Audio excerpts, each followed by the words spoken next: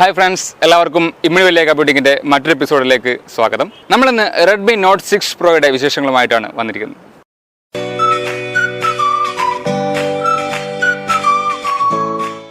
ഇത് ഇതുവരെ പുറത്തിറങ്ങിയിട്ടില്ല. അതിനെക്കുറിച്ചുള്ള വാർത്തകൾ, അതിന്റെ ഇമേജുകളൊക്കെ ലീക്ക് ആയിട്ട് നമുക്ക് വെബ്സൈറ്റിൽ നിന്ന് കിട്ടിയിട്ടുണ്ട്. അതിനെ ഒന്ന് ഇൻട്രൊഡ്യൂസ് ചെയ്യാമെന്നാണ് വിചാരിക്കുന്നത്.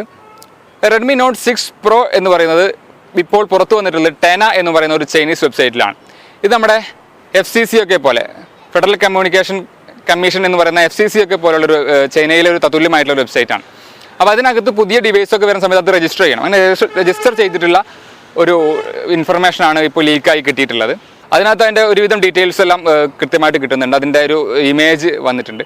പോരാത്തതിന് യഥാർത്ഥത്തിലൊരു മൊബൈലിൻ്റെ ഫോട്ടോ തന്നെ പല വെബ്സൈറ്റുകളിലും ലീക്ഡ് ആയിട്ട് കാണുന്നുണ്ട്. അതൊക്കെയാണ് നമ്മളിപ്പോൾ കാണുന്നത്. ഇതിൻ്റെ ലുക്കിലേക്ക് നോക്കുന്ന സമയത്ത് Redmi Note 5 Pro ആയിട്ട് വളരെയധികം താരതമ്യപ്പെടുത്താവുന്ന, വളരെയധികം സാമ്യമുള്ള ഒരു ലുക്കാണ് കാണുന്നത്.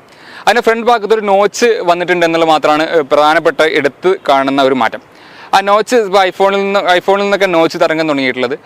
സ്ക്രീനിൻ്റെ പരമാവധി സൈസ് യൂട്ടിലൈസ് ചെയ്യുക എന്നുള്ള ഉദ്ദേശത്തിലാണ് നോച്ചൊക്കെ കൊണ്ടുവന്നുള്ളത്. അപ്പോൾ ആ നോച്ച് മോഡൽ ഈ പുതിയ റെഡ്മിയിൽ വന്നിട്ടുണ്ട്. അതിൻ്റെ പുറകുവശം നോക്കുകയാണെങ്കിൽ ഓൾമോസ്റ്റ് Redmi Note 5 Proയുടെ പോലെ തന്നെയാണ് നമുക്ക് കാണാൻ വേണ്ടി സാധിക്കുക. M185D 1SE എന്ന് പറയുന്ന മോഡലാണ് ഇപ്പോൾ പുറത്തു വന്നിട്ടുള്ളത്. അപ്പോൾ നമുക്കതിൻ്റെ സ്പെസിഫിക്കേഷൻസ് ഒന്ന് നോക്കി നോക്കാം. ഇപ്പോൾ വന്നിട്ടുള്ളത് പ്രകാരം 2GB 3GB 4GB വേരിയൻ്റാണ് റാമുകൾ വരുന്നത്. അതുപോലെ തന്നെ 16GB 32GB 64GB വേരിയൻ്റുകളിലാണ് ഇൻറ്റേർണൽ സ്റ്റോറേജ് വരുന്നത്. ഒക്ടാകോർ പ്രൊസസ്സറാണ് അതിൻ്റെ കൂടെയുള്ളത്. 3900 mAh ബാറ്ററി കപ്പാസിറ്റിയോട് കൂടിയാണ് MI 6 Pro. ഇതിൻ്റെ പേര് സൂചിപ്പിക്കുന്നത് 6 Pro എന്നോ അല്ലെങ്കിൽ 6 Plus എന്നോ ആയിരിക്കാം എന്നൊക്കെയാണ് പറയുന്നത്. കൃത്യമായിട്ട് ഏതാണെന്ന് നമുക്കറിയില്ല. അപ്പോൾ നമ്മൾ Redmi Note 5 നോക്കുകയാണെങ്കിൽ അത് Android 7 വർക്ക് ചെയ്യുന്നത്. എന്നാൽ Android 8 അഥവാ Android 8.1 Redmi Note 6 Pro വരാൻ വേണ്ടി പോകുന്നത്. അതുപോലെ തന്നെ MIയുടെ UI 10 ഈയുടെ വളരെ തൊട്ട് മുമ്പായിട്ട് പുറത്തിറങ്ങുകയുണ്ടായി. അപ്പോൾ MIUI 10 ഇത് വരിക എന്നുള്ളത് ഉറപ്പാണ്. അതുപോലെ തന്നെ 12 മെഗാപിക്സൽ ക്യാമറ, ഡുവൽ ക്യാമറ ആയിട്ട് തന്നെ വരുന്നത്. 12 മെഗാപിക്സൽ ആണ് ബാക്ക് ക്യാമറ വരുന്നത്.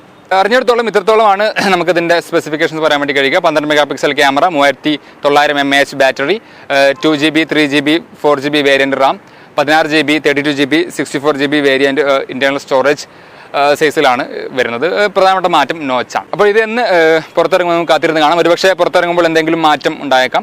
നമുക്ക് ലഭ്യമായിട്ടുള്ള വിവരങ്ങൾ വെച്ചാണ് നമ്മളിന്ന് സംസാരിച്ചത്.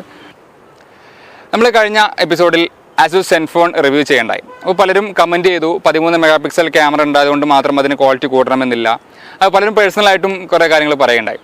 അത് ശരി തന്നെയാണ്. ഞാൻ പ്രധാനമായിട്ടും അതിൻ്റെ വില, അതായത് 13,000 രൂപ എന്നുള്ള വിലയുമായി കമ്പയർ ചെയ്തിട്ടാണ് ഞാൻ കുറച്ചും കൂടി ബെറ്റർ ആണ് എന്ന് പറഞ്ഞത്. എന്നാൽ റെഡ്മി ക്യാമറയിൽ നല്ലതാണ് എന്ന് തന്നെയാണ് കിട്ടുന്ന വിവരങ്ങൾ. നമ്മൾ റിവ്യൂസ് നോക്കുമ്പോൾ അതുപോലെ തന്നെ കാണുമ്പോഴെല്ലാം ക്യാമറ ക്വാളിറ്റി റെഡ്മി മുന്നിട്ട് നിൽക്കുന്നുണ്ട്, പ്രത്യേകിച്ച് ഫ്രണ്ട് ക്യാമറയിൽ മുന്നിട്ട് നിൽക്കുന്നുണ്ട്. അപ്പോൾ എന്തായാലും ഈ വീഡിയോ നിങ്ങൾക്ക് ഇഷ്ടപ്പെട്ടു എന്ന് പ്രതീക്ഷിക്കുകയാണ്. ഇത്തരത്തിലുള്ള ഒരുപാട് വീഡിയോകൾക്കായി ഈ ചാനൽ സബ്സ്ക്രൈബ് ചെയ്യുക. അതുപോലെ തന്നെ ബെൽ ബട്ടൺ അമർത്തിക്കൊണ്ട് ഇനി വരുന്ന വീഡിയോസ് ആദ്യം തന്നെ കാണാൻ വേണ്ടി ശ്രമിക്കുക.